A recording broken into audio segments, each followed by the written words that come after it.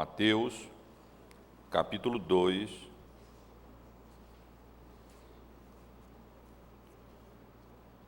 versos 13 até o verso de número 23.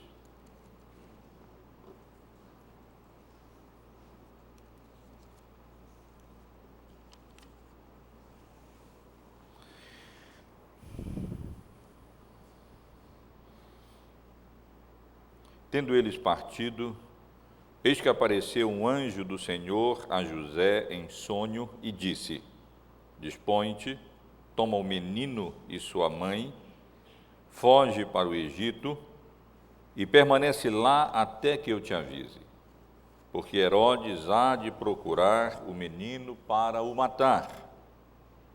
Dispondo-se ele, tomou de noite o menino e sua mãe e partiu para o Egito, e lá ficou até a morte de Herodes, para que se cumprisse o que fora dito pelo Senhor por intermédio do profeta: do Egito chamei o meu filho. Vendo-se iludido pelos magos, enfureceu-se Herodes grandemente e mandou matar todos os meninos de Belém e de todos os seus arredores, de 2 anos para baixo, conforme o tempo do qual com precisão se informara dos magos. Então se cumpriu o que fora dito por intermédio do profeta Jeremias. Ouviu-se um clamor em Ramá, pranto, choro e grande lamento. Era Raquel chorando por seus filhos e inconsolável porque não mais existem. Tendo Herodes morrido, eis que um anjo do Senhor apareceu em sonho a José no Egito e disse-lhe: Dispõe-te, toma o menino e sua mãe e vai para a terra de Israel, porque já morreram os que atentavam contra a vida do menino. Dispôs-se ele, tomou o menino e sua mãe e regressou para a terra de Israel. Tendo, porém, ouvido que Arquelau reinava na Judéia, em lugar do seu pai Herodes, temeu ir para lá, e por divina advertência, prevenido em sonho, retirou-se para as regiões da Galiléia, e foi habitar numa cidade chamada Nazaré, para que se cumprisse o que fora dito por intermédio dos profetas: ele será chamado Nazareno. Meus irmãos e irmãs, Deus é Senhor da história. Podemos colocar melhor: Deus é Senhor absoluto da história. Em qualquer sentido que nós possamos considerar, podemos afirmar isso sem qualquer receio: Deus é Senhor absoluto da história. Não apenas no sentido em que Ele a governa, mas Deus é Senhor da história no sentido em que Ele, de antemão, a determina de modo a que os seus planos jamais serão frustrados. As suas determinações eternas, seus decretos eternos jamais deixarão de se cumprir, consoante a sua vontade perfeita e soberana. Mas, meus irmãos, se é verdade que Deus é Senhor da história em geral, é verdade de uma maneira peculiar que Deus é Senhor da história da salvação. Deus é Senhor da história da redenção, daquilo que nós chamamos de história sagrada. Há uma certa distinção, sim, entre história, essa história do mundo, da igreja, das nossas vidas, que Deus governa, e a história que nós chamamos de história sagrada, ou história da salvação, ou história da redenção, a história bíblica. E essa peculiaridade da história sagrada, da história bíblica, consiste exatamente no fato de que Deus dispõe previamente os acontecimentos históricos, bíblicos, de maneira soberana, de tal maneira que esses acontecimentos históricos, esses eventos históricos, bíblicos, eles muitas vezes se prestam para antecipar, para prefigurar acontecimentos futuros na história da redenção. Isso é um fato extraordinário. Mas nós devemos ler a história bíblica com esse conceito, com essa característica em mente, isto é, o Deus que determinou o surgimento de pessoas, de instituições, e determinou o acontecimento de fatos históricos no Antigo Testamento, ele mesmo faz uso de vários desses acontecimentos, várias dessas instituições e várias dessas pessoas históricas no Antigo Testamento, para representarem, para tipificarem, para simbolizarem, para prefigurarem instituições, pessoas e acontecimentos futuros na história da redenção. Isso é um milagre, isso é uma coisa extraordinária. E aqueles que não creem que de fato Deus é Senhor absoluto da história, não podem aceitar esse conceito de história sagrada, esse conceito de história da redenção. Mas é exatamente fundado nesse conceito que nós podemos compreender a ideia bíblica de tipos bíblicos, ou a ideia de tipologia bíblica. Diferentemente de alegoria, que não tem fundamentação histórica, e diferentemente de parábolas, que são apenas ilustrações, como, por exemplo, a parábola do semeador, a parábola do filho pródigo, e inúmeras outras parábolas que Jesus mesmo utilizou, que não significaram fatos históricos. Não podemos dizer que o filho pródigo foi uma pessoa, foi apenas uma história que Jesus empregou para ilustrar realidades espirituais. Mas, diferentemente de parábolas e diferentemente de alegoria, os tipos bíblicos, eles são eventos históricos, eles são fatos históricos, eles são instituições históricas, eles são pessoas históricas que representam outras instituições, outros fatos e outras pessoas futuras na história da redenção. Essa é uma realidade bíblica, uma característica da história da redenção que me fascina, meus irmãos e irmãs. Como é aprove a Deus, através das várias pessoas bíblicas, podemos pensar em Abraão, podemos pensar em Moisés, podemos pensar em Davi, podemos pensar em Salomão, podemos pensar em Josué. Essas pessoas, no plano soberano de Deus, apresentaram características históricas que apontam para características que seriam encontradas em Jesus, o Filho de Deus, antecipado, simbolizado e prefigurado nessas pessoas históricas do Antigo Testamento. O mesmo acontece com eventos históricos. Um dos eventos históricos mais significativos no que diz respeito a esse caráter tipológico é exatamente a história da redenção no Egito. Como Deus, de maneira soberana, utilizando-se de Moisés, aquele libertador, resgatou o seu povo do domínio de Faraó e o levou em peregrinação no deserto até que eles tomassem posse da terra da Palestina, da terra prometida.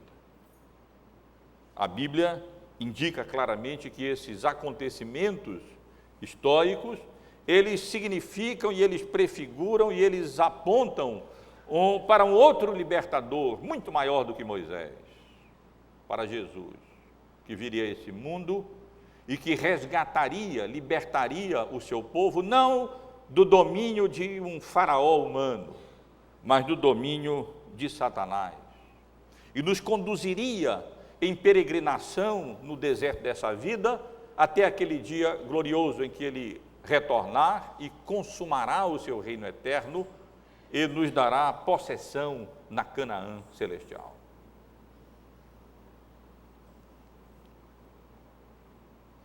Isso só é possível, meus irmãos, porque Deus governa a história, porque Deus determina a história, porque Ele determinou todos os acontecimentos históricos e utiliza esses acontecimentos históricos como se fossem profecias históricas anunciando coisas mais significativas na história da redenção que aconteceriam e se cumpririam posteriormente, particularmente na pessoa do seu Filho, na pessoa do nosso amado Senhor e Salvador, o Senhor Jesus Cristo.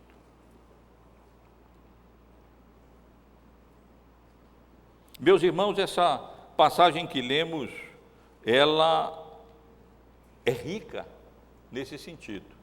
E eu entendo, e por isso comecei a mensagem fazendo menção a esse caráter tipológico da história sagrada, que só pode ser entendida, a passagem que estamos considerando, quando nós temos em mente a soberania de Deus na história da redenção.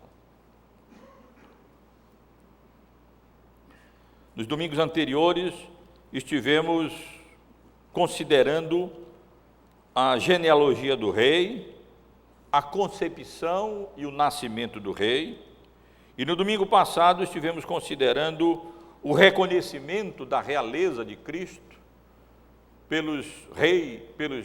nós somos traídos pelo costume de chamar de três reis magos, como, apesar de eu ter ressaltado que a Bíblia não indica que foram três e não indica que eram reis, indica apenas que eram magos vindos do Oriente.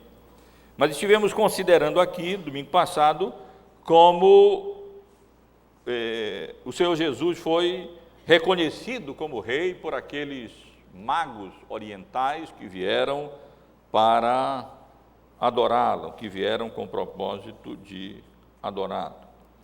E ressaltei as reações sempre presentes ao Evangelho da graça salvadora de Deus em Cristo Jesus.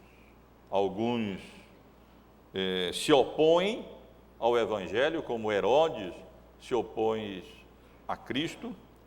Alguns são indiferentes ao Evangelho, como foram indiferentes os escribas, os sacerdotes e a população em geral de Jerusalém. Cristo veio para os que eram seus, mas os seus não o receberam.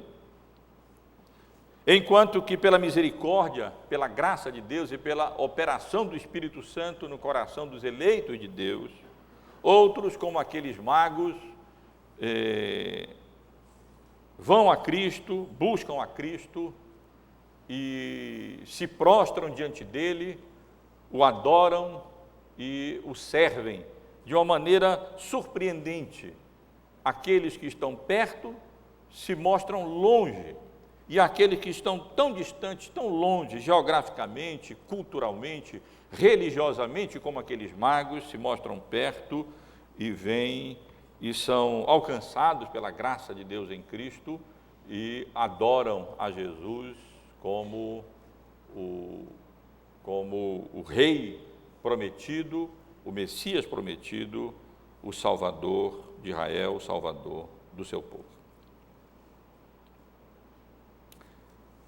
O restante do capítulo que nós acabamos de ler, que vai do verso 13 até o verso de número 23, o final do capítulo, na realidade, ou relata, na realidade, um acontecimento único, um acontecimento só, embora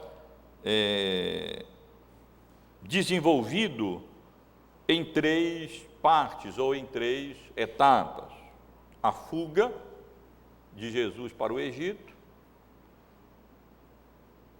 aquele infanticídio promovido por Herodes em Ramá, e o retorno de Jesus para se estabelecer na cidade desconhecida, significante de Nazaré, localizada na Galileia dos gentios. É um relato muito sucinto da infância do Senhor Jesus Cristo. De uma maneira impressionantemente lacônica, Mateus registra aqui apenas esses fatos que nós estaremos considerando com relação à infância do Senhor Jesus, isto é, o perigo em que Jesus se encontrava, a sua fuga para o Egito, a matança das crianças em Ramá e o retorno de Jesus do Egito por orientação angelical para que ele se estabelecesse com a sua família na cidade de Nazaré. Quando chegamos no capítulo 3, surpreendentemente, pulamos aí 30 anos quase, e já encontramos João Batista, a pregação de João Batista dando testemunho a respeito do Senhor Jesus, o batismo de Jesus, a tentação de Jesus e depois então o início do ministério público de Jesus, que se deu a partir de aproximadamente seus 30 anos de idade.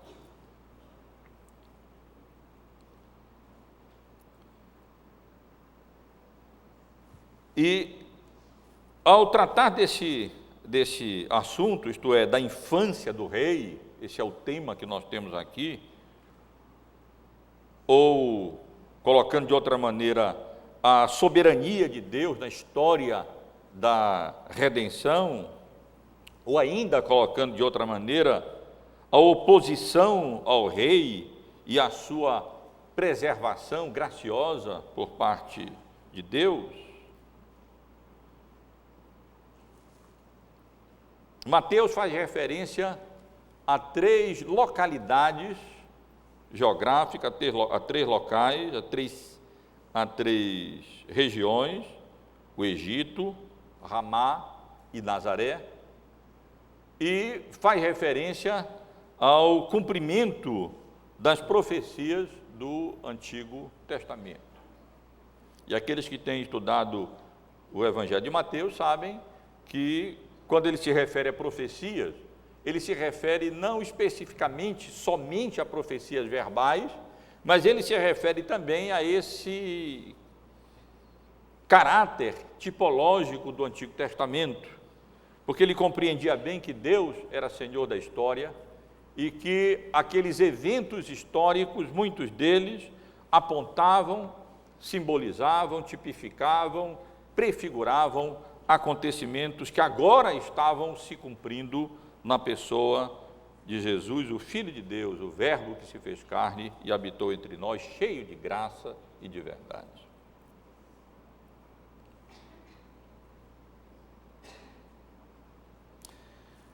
Vamos, irmãos, portanto, considerar esses versículos sobre a infância do Rei, a infância do Senhor Jesus, observando especialmente a soberania de Deus na história da redenção. Nesse contexto de oposição de Herodes a Jesus e de preservação de Jesus de uma maneira sobrenatural até, um misto de sobrenatural e ao mesmo tempo de natural, nessa passagem tão relevante, nessa passagem tão importante. E eu quero apenas primeiro convidar os irmãos a acompanharem a narrativa desses eventos, chamando a atenção dos irmãos, em primeiro lugar, para a primeira seção, que vai do verso 13 até o versículo 15, onde nós encontramos o registro da fuga do rei do Egito, do rei para Jerusalém, a fuga do Senhor Jesus para Jerusalém. Eu sempre estou me referindo ao rei, porque, como os irmãos sabem, eu já ressaltei, esse é o evangelho do rei. E Jesus é sempre focalizado aqui como o rei prometido, descendente de Davi, que estabeleceria o seu reino eterno nesse mundo. Os irmãos lembram que na sessão anterior estivemos aqui considerando a visita dos magos, como eles vieram, e certamente aquela visita dos magos à família de Jesus foi motivo de regozijo, não apenas para os magos, que se regozijaram grandemente ao verem a estrela, identificando ali onde se encontrava o recém-nascido rei dos judeus, mas também, certamente, foi motivo de grande alegria para a própria família do Senhor Jesus Cristo. Era quase que com uma confirmação, um atestado daquilo que os anjos haviam anunciado e declarado a respeito da criança que Maria havia concebido como sendo o Messias, como sendo o Cristo, como sendo o Emanuel, Deus conosco, o Salvador do seu povo. Podemos imaginar, meus irmãos, a alegria e o contentamento de Maria e de José com a chegada daqueles magos orientais que vieram para adorar a Jesus, adorar a Cristo, e ainda trazendo presentes, ouro, incenso e mirra, substâncias, elementos que valiam dinheiro, preciosos, e que certamente foram utilizados para custear a viagem que a família de Jesus teria que fazer, inesperada, e o tempo que eles passariam no exílio no Egito, até que pudessem retornar para se estabelecerem na cidade de Nazaré. Tudo indica que a família de Jesus era pobre, não possuíam recursos deste mundo, recursos financeiros, e certamente aqueles recursos foram muito bem-vindos naquele momento e auxiliaram na providência de Deus, na soberania de Deus na história. Deus proveu os recursos necessários para a viagem e o exílio da família de Jesus no Egito. Mas, como diz o ditado, a alegria dura pouco. E aquele momento ali de satisfação, de alegria, e aquelas revelações angelicais, positivas, preciosas acerca de Jesus, agora foram substituídas por outras revelações, por outras advertências. Diz o texto que, tendo os magos partido de volta para a sua terra, eis que apareceu um anjo do Senhor a José em sonho e disse: dispõe-te, toma o menino e sua mãe, foge para o Egito e permanece lá até que eu te avise, porque Herodes há de procurar o menino para o matar. Novamente, naquele momento em que, naturalmente, em virtude do nascimento de Jesus, o Filho de Deus a esse mundo, os seres angelicais estavam em plena atividade, de maneira inusitada mesmo, com várias, sendo instrumentos de revelações divinas, sendo o que eles são de fato, anjos, mensageiros da parte de Deus, para Maria, para seu marido, para, novamente aqui, José, de maneira tão frequente. Nada mais natural que naquela circunstância, naquele momento ali, na plenitude dos tempos, envolvendo o nascimento de Jesus, várias manifestações angelicais surgissem, e aqui os anjos novamente aparecem a José em sonho e orientam, instruem, ordenam que ele tomasse o menino, tomasse sua mãe, e imediatamente partisse dali, saísse de Belém e se refugiasse no Egito, porque Herodes tensionava matar a criança. E assim, meus irmãos, diz o texto que José fez, de maneira obediente. Diz o texto que, dispondo-se ele, tomou de noite o menino e sua mãe e partiu para o Egito. A ida para o Egito era uma coisa até certo ponto natural. Diz a história que, por aquela época, apenas na cidade de Alexandria, no Egito, moravam aproximadamente 1 milhão de judeus. Era uma colônia judaica muito grande na cidade de Alexandria, no Egito. E, portanto, era até natural que, descendo ali cerca de 110, 120 quilômetros, José procurasse refúgio no Egito e ali, então,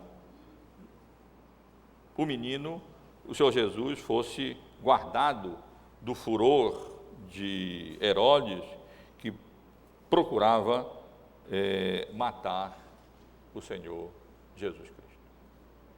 É impressionante também, irmãos, percebermos a maneira como José prontamente obedece. Nós não sabemos se foi ali na mesma noite, o texto dá a entender que foi, na mesma noite, deixou tudo, parece que ele não tinha muita coisa também para deixar, nessas horas é bom a gente não ter muita coisa, porque não tem muito para deixar mesmo. Ele prontamente se dispôs, tomou o menino, tomou sua mãe e partiu em direção ao Egito, em obediência à determinação divina, num sonho, através daqueles mensageiros de Deus, aquelas criaturas angelicais. Não era uma viagem fácil, viajar com uma criança pequena, 100 e tantos quilômetros, naquela época, apenas para chegar até a borda do Egito, para chegar em Alexandria, outra cidade assim, seria mais outro tanto, o que naquela época não era uma viagem fácil, mas José prontamente obedeceu. Há várias lendas, meus irmãos, relacionadas a esse período em que Jesus passou no Egito. Aquilo que a Bíblia não revela, a imaginação humana prontamente se presta para inventar e suprir histórias acerca de Jesus. Só para ilustrar um pouco, há várias lendas com relação a esse período, algumas dizendo que Jesus, ainda pequenininho, teria curado um menino endemoninhado, ele teria colocado como se fosse a fralda dele no outro menino e teria curado aquele menino, e que quando ele entrou no Egito, os ídolos do Egito se desintegraram. A Bíblia não conta nada, não diz nada disso, e essas coisas certamente são lendas que foram criadas. Outros ainda sugeriram hipóteses absurdas, insinuando que os milagres que Jesus depois realizaria, ele teria aprendido com os mágicos do Egito. Na verdade, um escritor dos pais da igreja antigos escreveu até um tratado contra Celsus, um escritor de nome Celsus, que teria sugerido exatamente isso, contra o cristianismo, ele era contra o cristianismo, e então sugeriu que Jesus, na verdade, teria passado a sua vida, a sua infância, a sua adolescência, até os 30 anos lá no Egito, e que lá ele teria aprendido as artes mágicas do Egito, e que então aqueles milagres que ele teria realizado, na verdade, não passavam das mágicas que Jesus teria aprendido no Egito. Mas, meus irmãos, essas coisas não passam de ficção, elas não passam de mitos, elas não passam de lendas. A realidade é que nós não sabemos nada acerca de um período muito grande do Senhor Jesus Cristo. E no início dessa série de exposição de mensagens, eu ressaltei exatamente que essa é uma das características dos evangelhos. O evangelho não é história, ele não se propõe, história no sentido em que uma biografia, em que se propõe a suprir todos os dados. Não, os evangelhos são boas novas, são uma seleção de informações históricas que de fato indicam e demonstram e apresentam a Jesus como o único e suficiente Salvador, como Emanuel, como Deus conosco, como Jesus, como o Salvador do seu povo.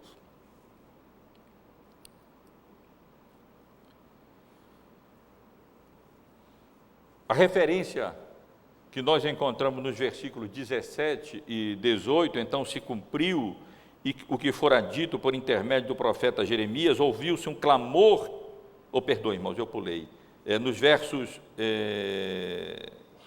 15 verso 15, e lá ficou até a morte de Herodes, para que se cumprisse o que fora dito pelo Senhor, por intermédio do profeta, do Egito chamei o meu filho, é uma citação do livro de Oséias, no capítulo 11, no versículo 1 de Oséias, onde nós lemos, quando Israel era menino, eu o amei e do Egito chamei o meu filho. A referência em Oséias é claramente uma referência a Israel, como povo de Deus, como menino de Deus, como filho de Deus. É uma referência à redenção de Israel do Egito, como Deus, na sua misericórdia e graça, ouviu o clamor do seu povo e com mão poderosa chamou o seu povo do Egito e, através de Moisés, libertou o seu povo do poder de Faraó, da escravidão do egípcio em que o povo de Israel se encontrava. E Moisés aqui aplica essa passagem bíblica, não a Israel, mas aplica esta passagem bíblica a Jesus, apontando aquele evento, relacionando aquele evento da redenção de Israel do Egito, quando Deus chama o seu povo do Egito, a Jesus Cristo, como sendo o grande Moisés, tipificado por Moisés no Antigo Testamento, aquele que, a semelhança de Moisés, iria para o Egito, a semelhança do povo de Deus iria para o Egito. Há uma semelhança enorme nesse relato todo com o relato do Egito. A semelhança do que aconteceu no Egito, houve uma matança de crianças, quando o Faraó ordenou coisa semelhante àquilo que Herodes ordena aqui. E a semelhança do que aconteceu naquele período da história da redenção no Egito, Deus chamaria o seu povo e resgataria o seu povo e libertaria o seu povo, dirigindo Moisés em segurança até que o seu povo finalmente entrasse na terra prometida. E Mateus, compreendendo esse caráter tipológico da história do Antigo Testamento, especialmente naquele grande evento da redenção do Egito, aplica esse evento aqui ao Senhor Jesus Cristo, essa citação de Oséias, a Jesus Cristo, como sendo o Filho de Deus, a quem, a semelhança do seu povo, que foi para o Egito, o seu Jesus também foi para o Egito, a semelhança de Moisés, que foi libertado da matança de Faraó, preservado da matança de Faraó, Jesus também foi preservado daquele infanticídio promovido por Herodes e trazido para a terra prometida, para a terra de Israel, para que ele realizasse uma libertação infinitamente, de significado infinitamente superior à grande libertação que Moisés promoveu na antiga dispensação, quando pela graça de Deus e no poder de Deus, arrancou o povo de Deus do Egito e conduziu até a terra prometida. Uma obra de resgate, de libertação, de redenção muito maior faz Jesus, quando ele nos resgata do poder do pecado e nos conduz em direção à terra prometida. A segunda seção da história, meus irmãos, do verso compreendida entre os versos 11 e os versos 18, relata o choro, aquilo que poderíamos chamar de o choro de Raquel em Ramá.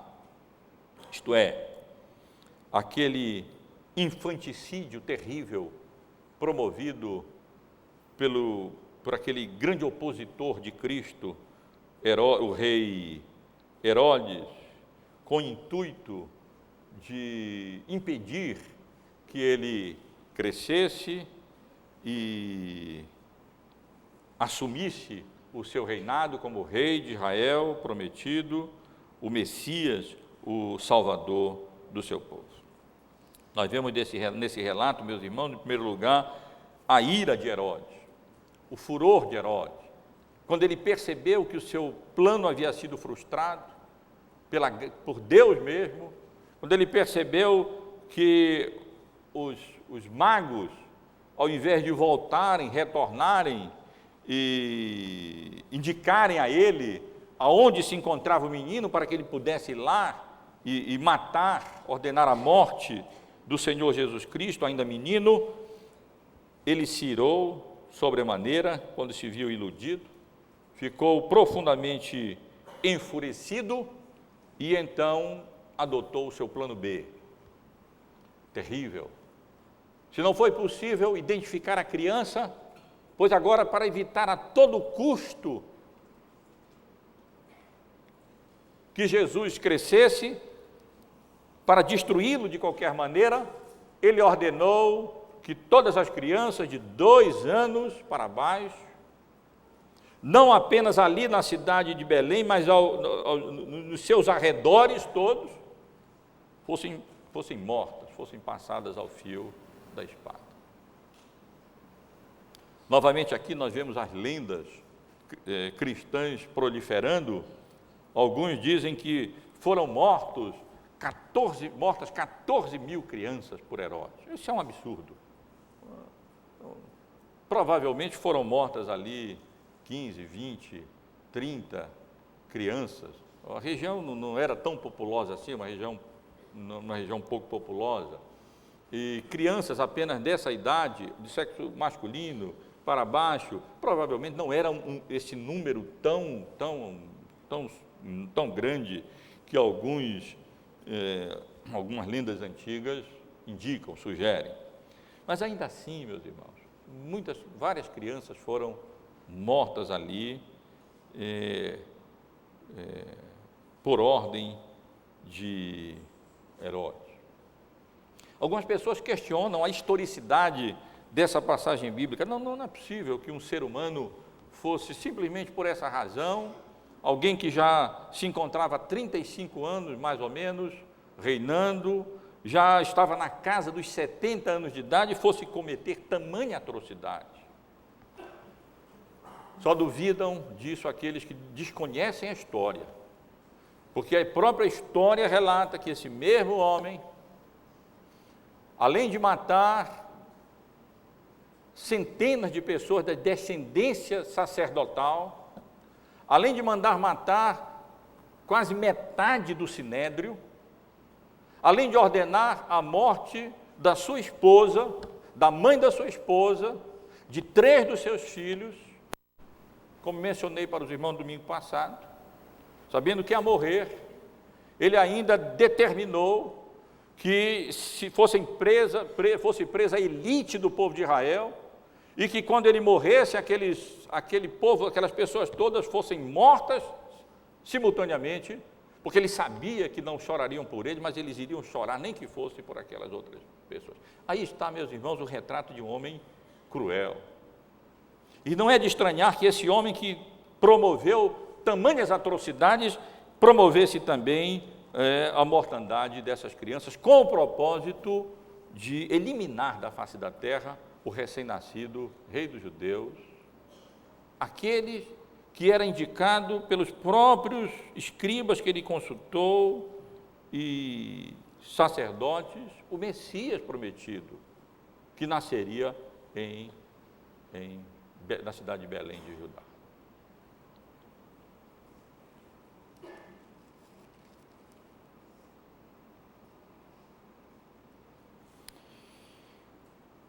Agora sim, nos versículos 17 e 18, nós encontramos outro cumprimento das Escrituras. Como eu chamei a atenção dos irmãos, cada uma dessas sessões gira em torno de um cumprimento das Escrituras com referência a uma localidade.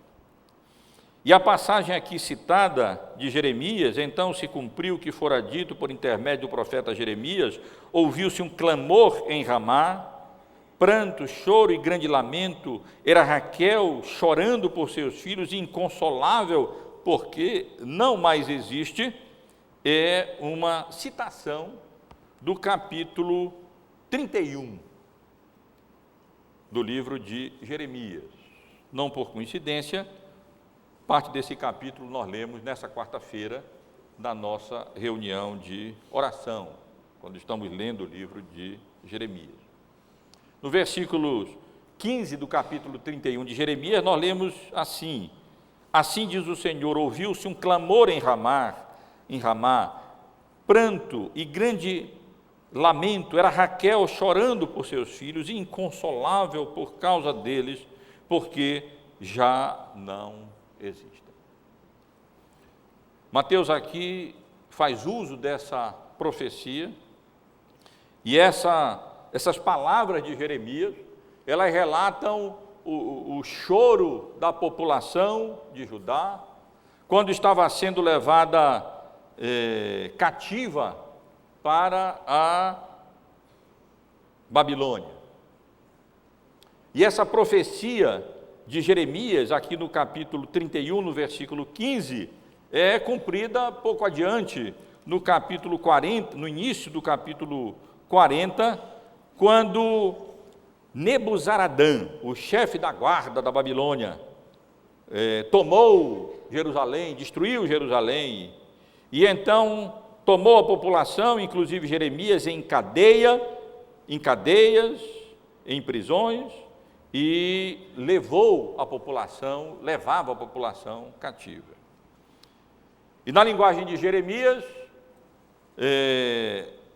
era como se Raquel, que havia perdido a vida quando deu à luz a seu filho Benjamim, e que havia sido sepultada ali na cidade de Ramá, ela que é conhecida como a Mater Dolorosa, a mãe sofredora no Antigo Testamento, que com grande sofrimento e grande dor deu à luz o seu filho e morreu dando à luz ali o seu filho. Nessa linguagem poética de Jeremias, ele utiliza-se daquela mãe sofredora, Raquel, na sua sepultura ali em Ramá, como que contemplando e simbolizando as mães e a população de Judá, sofrendo, chorando, por ver os seus filhos naquela procissão, sendo levados cativos para a Babilônia. E Mateus aplica essa profecia de Jeremias a essa grande dor acontecida no mesmo lugar, quando aquelas mães choravam, lamentavam a perda dos seus filhos inocentes ali, por causa daquela loucura de Herodes, que mandou matar as crianças todas, de 2 anos para baixo, com a intenção de assim tirar a vida do Messias de Israel, do recém-nascido rei dos judeus. Entendemos isso à luz desse caráter tipológico da história bíblica. Na realidade, quando Deus permitiu que o povo de Israel fosse levado cativo para a Babilônia e aquele grande choro ocorresse ali, e permitiu que Raquel falecesse dando à luz ao seu filho, com grande dor, e fosse sepultada. Esses acontecimentos todos, eles apontavam para um grande pranto, para um grande choro, para um grande lamento que aconteceria na mesma cidade, em Ramá, na mesma localidade, ali próximo de Belém, quando aquelas mães perderam os seus filhos assassinados pelo terrível rei Herodes, naquela terrível oposição sua ao nascimento do Senhor Jesus. Os versículos 19, meus irmãos, ao verso 23, eles concluem o relato desses eventos históricos que descrevem a fuga de Jesus para o Egito, a morte daquelas crianças em Ramá e o retorno de Jesus para se estabelecer, não na Judéia, mas para se estabelecer numa cidade insignificante na Galiléia dos gentios. Nós lemos nesses versos 19 ao versículo 23, primeiro acerca da morte do rei Herodes, aquele homem tão cruel, apesar de todas as artimanhas e crueldades dele, não adianta, veio a morrer. E diz a história que ele morreu uma morte terrível, dores tremendas, ele não podia parar de comer carne, o homem fedia de tal maneira que as pessoas não conseguiam se aproximar dele nos dias em que antecedeu a sua morte, e de que ele sofria de cólicas, de dores incríveis, terríveis, e foi assim que aquele homem cruel, foi assim que Deus vingou, na realidade, a morte daquelas crianças. As pessoas que poderosas pensam que podem tudo, e que podem mandar matar, como ele mandou matar, e que podem fazer prevalecer a sua vontade à força, de qualquer maneira, mas tem um Senhor nos céus, um Rei dos reis, o Senhor dos senhores, que vê tudo, que conhece as tramas do coração humano, e que executa juízo sobre essas pessoas. E o texto diz simplesmente que aquele homem, não adianta, ele veio a morrer, ele morreu. Ele seria um empecilho, o Senhor Jesus não poderia retornar para ali para realizar o seu ministério, e ele então veio a morrer. E então, novamente em sonho, um anjo do Senhor apareceu a José e disse: o caminho está limpo, Herodes, o grande perseguidor, está morto. Dispõe-te, toma o menino e sua mãe e vai para a terra de Israel, porque já morreram os que atentavam contra a vida do menino. Novamente, Deus, na sua soberania, se revela em sonho e determina a José exatamente aquilo que ele deveria fazer. É provável que Jesus estivesse aqui apenas alguns meses. Não é provável que muito tempo tenha se passado desde a fuga de José para o Egito e o retorno descrito nesses versículos.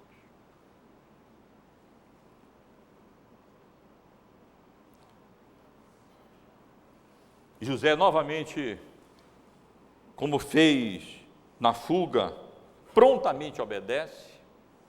Me impressiona a prontidão com que José obedece sempre às determinações do Senhor. Dispõe-te, toma o menino e sua mãe e vai para a terra de Israel, porque já morreram os que atentavam contra a vida do menino. E diz o texto no versículo 21 que ele se dispôs, tomou o menino e sua mãe e regressou para a terra de Israel.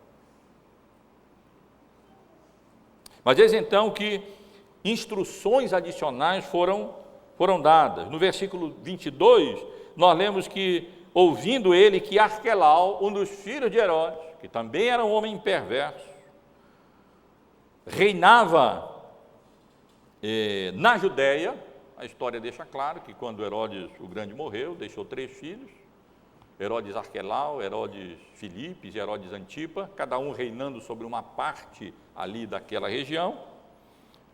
Herodes Filipe, que reinava sobre a Galiléia, era um homem mais dócil, bem menos cruel, e então o anjo orienta que José leve a criança e se estabeleça não em Belém, onde Jesus nasceu, ali na Judéia, ao sul de Jerusalém, mas bem ao norte de Jerusalém, na Galiléia dos gentios, acima de Samaria, numa cidade desconhecida, uma cidade pequena, não mencionada no Antigo Testamento nenhuma vez, a cidade de Nazaré.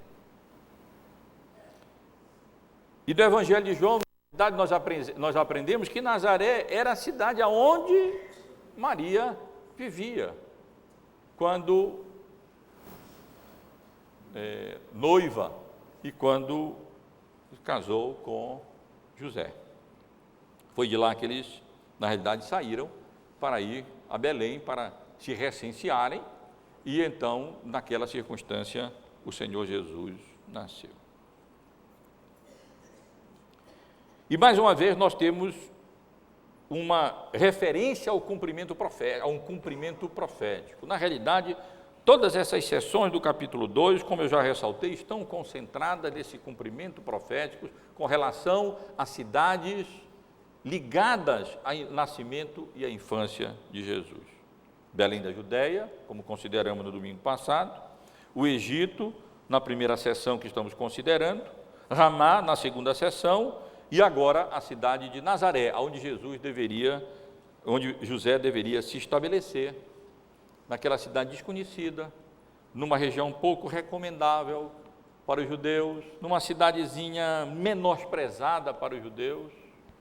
Era ali que Jesus deveria ser criado, ali ele passaria a sua infância, ali ele passaria a sua adolescência, ali ele passaria a sua idade como homem até chegar à idade de 30 anos e aí então dar início ao seu ministério.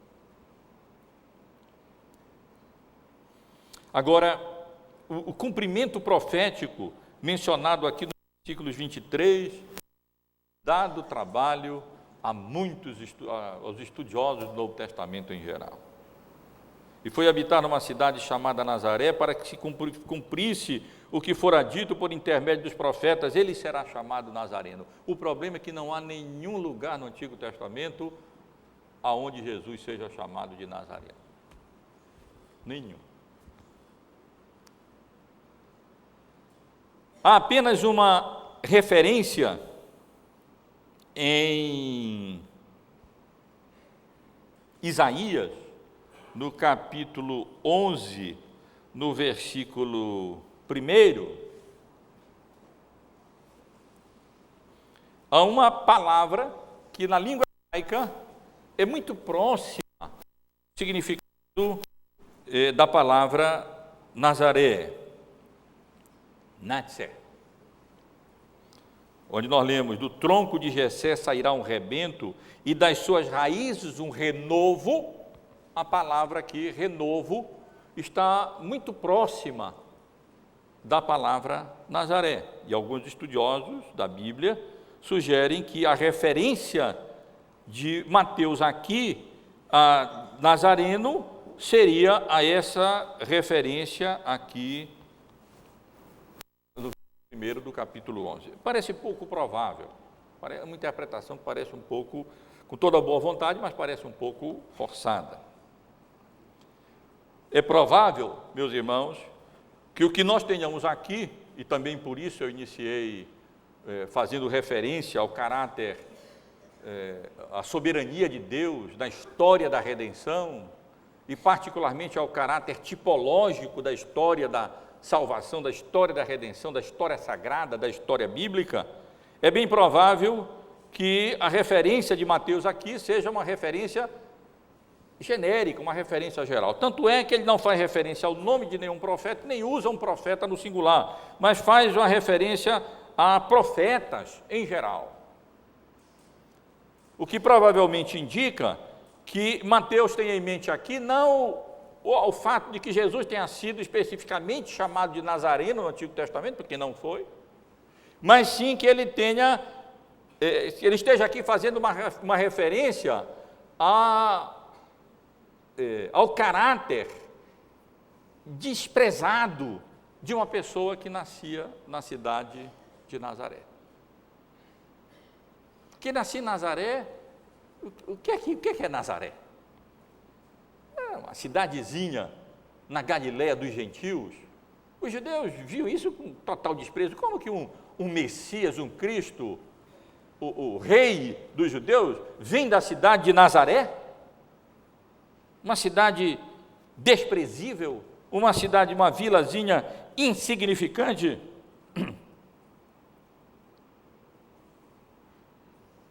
irmãos certamente lembram bem daquele diálogo de Filipe e Natanael, que o evangelista, que João registra no capítulo 1 do seu evangelho, Evangelho de João, capítulo 1, talvez os irmãos queiram lembrar, recordar.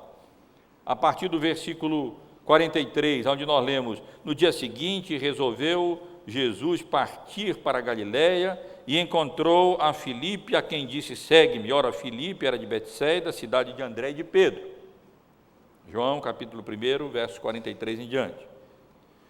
Filipe encontrou a Natanael e disse-lhe: achamos aquele de quem Moisés escreveu na lei, e a quem se referiram os profetas, Jesus o Nazareno, filho de José.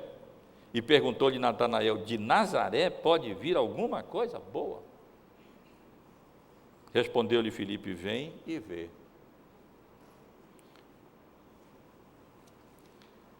E essa referência indica bem, meus irmãos, como era visto alguém nascido na cidade de Nazaré para os judeus. Era uma pessoa desprezível, era uma pessoa insignificante, era uma pessoa que não merecia nenhuma consideração. E, meus irmãos, era assim que os profetas no Antigo Testamento anunciavam que seria o Messias, que seria Jesus.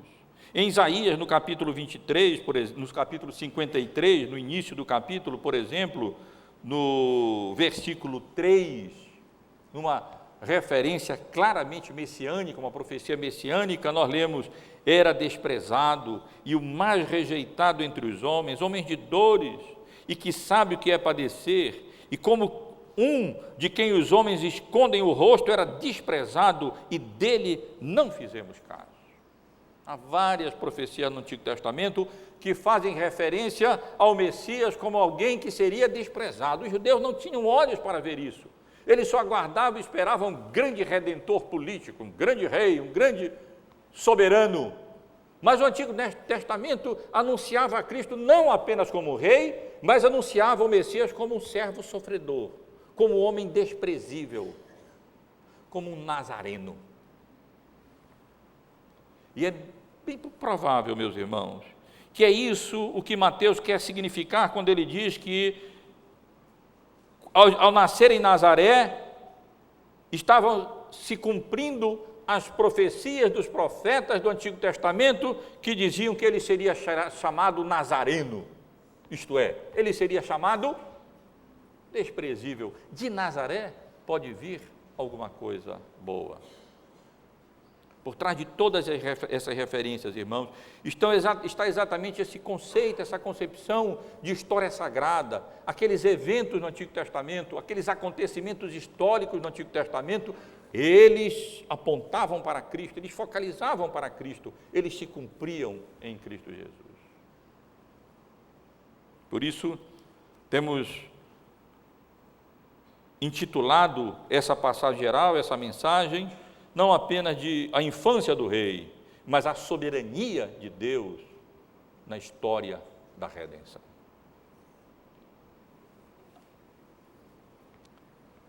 Meus irmãos, o tempo corre, procurei apenas até aqui elucidar mais esse texto, procurar tirar as dúvidas dos irmãos, esclarecer as questões mais difíceis,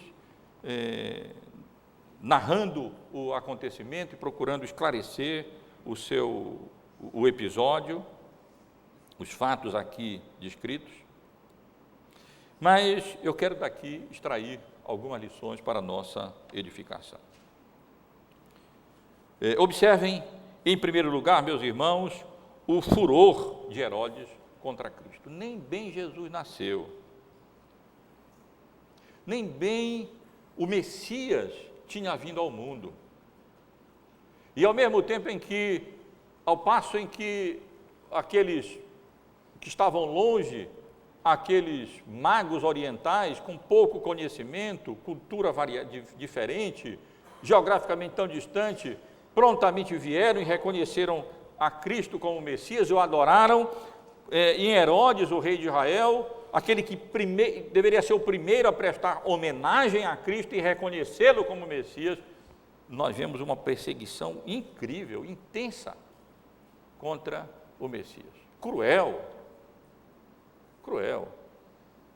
Que ele não hesitou em mandar matar, sabe lá quantas crianças ali, para tirar a vida do Senhor Jesus. Que oposição a Cristo, aqui apontando para a oposição de tantas pessoas ao Evangelho. Jesus não tinha feito mal nenhum, o Evangelho não faz mal nenhum. O que nós pregamos é a salvação pela graça de Deus, mediante a fé em Cristo Jesus, para todos aqueles que, sem merecerem e sendo enfermos, pecadores, se confiarem a Cristo e aceitarem a Cristo como seu único e suficiente Salvador, e, no entanto, quantos se opõem com tanto furor, muitas vezes, a essa mensagem do Evangelho.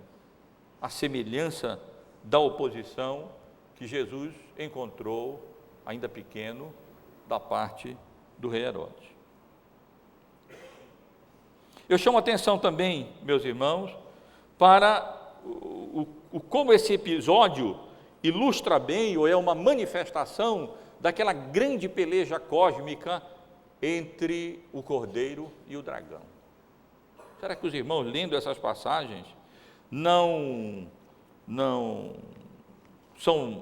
lembram do livro de Apocalipse, especialmente do capítulo 12 do livro de Apocalipse, onde, a partir do verso 1, nós lemos assim, numa linguagem simbólica, apocalíptica mesmo: viu-se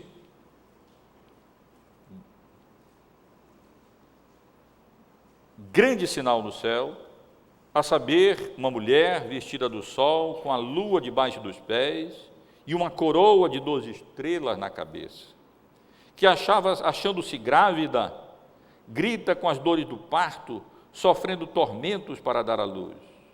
Viu-se outro sinal no céu, e eis que um grande dragão vermelho, com 7 cabeças e 10 chifres, e nas cabeças 7 diademas.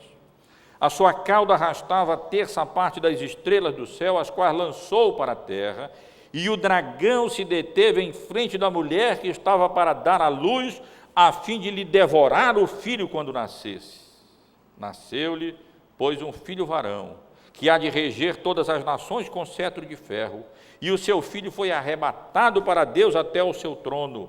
A mulher, porém, fugiu para o deserto, onde lhe havia Deus preparado lugar para que nele a sustentasse durante 1260 anos. Não tem nenhum propósito de interpretar agora detidamente essas passagens, mas claramente, em termos gerais, meus irmãos, nós vemos como esse grande conflito cósmico entre o cordeiro e o dragão, essa grande peleja espiritual entre o reino de Deus e o reino do mundo, é ilustrada aqui nessa oposição cruel de Herodes contra Jesus nos seus primeiros dias de vida. E sempre tem sido assim, meus irmãos.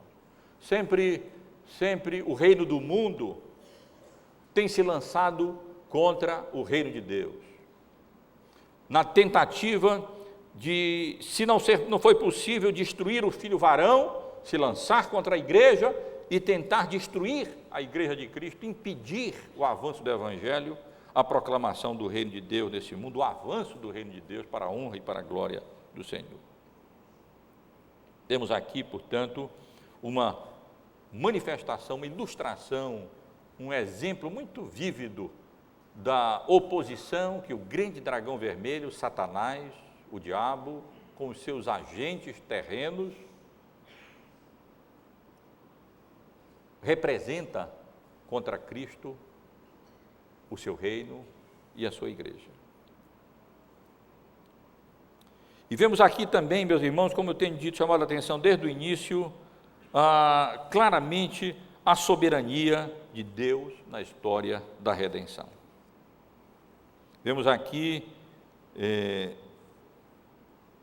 em todos os detalhes quase dessa história, como, apesar de toda aquela iniquidade, apesar de toda aquela crueldade, toda aquela posição de Herodes, toda aquela tramóia, aqueles planos de Herodes, Deus sempre esteve no controle. Deus sempre esteve governando tudo e dirigindo todas as coisas, porque a realidade é que os planos de Deus jamais serão frustrados pelos desígnios de Satanás.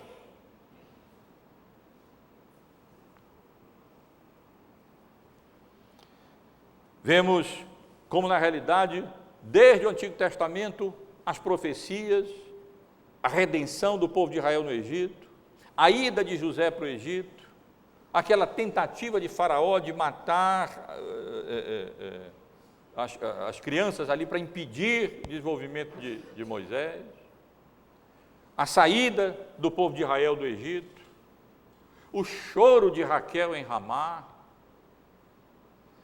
o cativeiro, todos aqueles acontecimentos, meus irmãos, foram ordenados por Deus, determinados por Deus, e todos eles, na soberania de Deus, na história da redenção, já apontavam, de alguma maneira lançavam luz, prefiguravam particularidades e esse evento geral relacionado ao nascimento de Cristo, o grande Moisés, o grande Redentor, que veio a esse mundo para redimir, para salvar o seu povo dos seus pecados.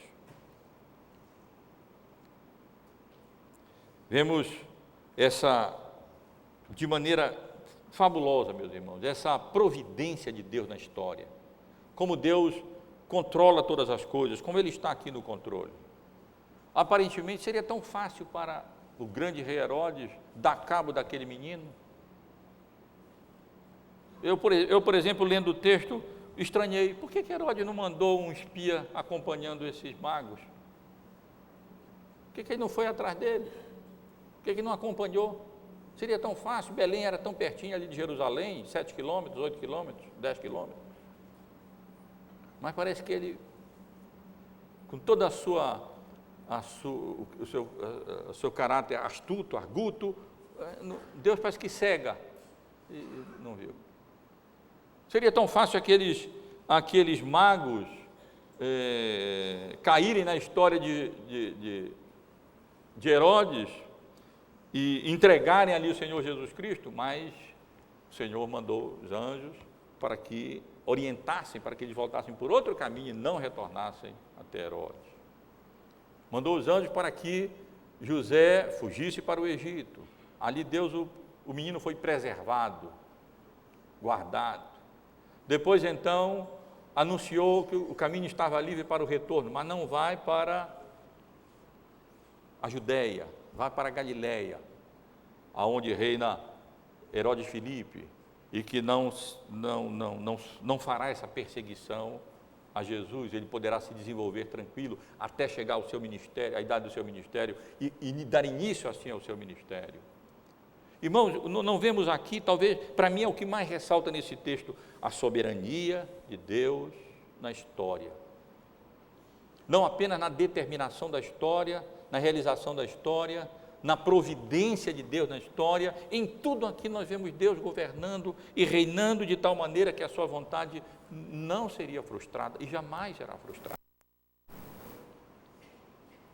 Quero apenas concluir, meus irmãos, chamando a atenção dos irmãos para o fato de que nós não devemos estranhar essas oposições que se levantam contra o Evangelho e se levantam contra nós. Se quisermos viver piedosamente em Cristo Jesus, não devemos estranhar sermos perseguidos. Porque nós fazemos parte dessa história. Nós somos, na verdade, parte desse conflito cósmico entre o grande dragão vermelho e o Cordeiro de Deus que tira o pecado do mundo. Queiramos ou não, nós estamos envolvidos nesse conflito como sua igreja. Não podendo destruir o filho varão, o grande dragão se lança contra a igreja com o intuito de destruí-la, impedir a promoção do reino de Deus neste mundo. A nossa luta, como Paulo deixou claro, não é contra o sangue nem contra a carne, mas contra principados e potestades, nas regiões celestiais em Cristo. A nossa luta não é material, a nossa luta é espiritual. Não agrada ao diabo, como não agradou a Herodes, a promoção do Evangelho, o anúncio das boas novas de Deus, que se cumprem em Cristo Jesus. E, finalmente, meus irmãos, devemos, não apenas não devemos estranhar as aflições, as perseguições, como membros da Igreja de Cristo, a semelhança das perseguições que Jesus sofreu quando pequeno, ele mesmo alertou: se perseguiram a mim, também perseguiram a vós outros. Mas nós devemos, por outro lado, confiar na soberania de Deus da história da redenção. Confiar que nada nos acontecerá, a não ser aquilo que Deus, na sua soberana providência, avalia e julga que vai ser bom para o destino eterno da nossa alma e para a promoção do seu reino aqui nesse mundo. Todas as coisas contribuem, operam juntas para o bem daqueles que amam a Deus, daqueles que são chamados segundo o seu propósito. Todas as coisas que acontecem e que Deus permite que ocorram, acontecem debaixo da supervisão, da direção, da vontade soberana de Deus, para o nosso próprio bem e para o louvor, para a honra e para a glória do seu nome. Repito e concluo, meus irmãos, a oposição humana, por mais astuta que seja, por mais cruel que seja, por mais determinada que seja, como foi a perseguição de Herodes contra Jesus, jamais poderá frustrar os planos eternos de Deus, a vontade soberana daquele que é Senhor absoluto da história e Senhor de uma maneira muito peculiar da história da salvação, da história da redenção, da igreja, do seu povo e da nossa vida. Que Deus nos abençoe, meus irmãos e irmãs, e que a consideração de uma passagem como essa, onde vemos claramente a oposição do mundo, do reino do mundo contra o reino de Deus, e ao mesmo tempo o cuidado de Deus, o controle de Deus, o governo de Deus, a soberania de Deus sobre todos os acontecimentos históricos, sejam o conforto para a nossa vida nesse mundo, na certeza de que, apesar de perseguidos, apesar da oposição que se levanta contra o Evangelho, não adianta, os planos de Deus jamais serão frustrados.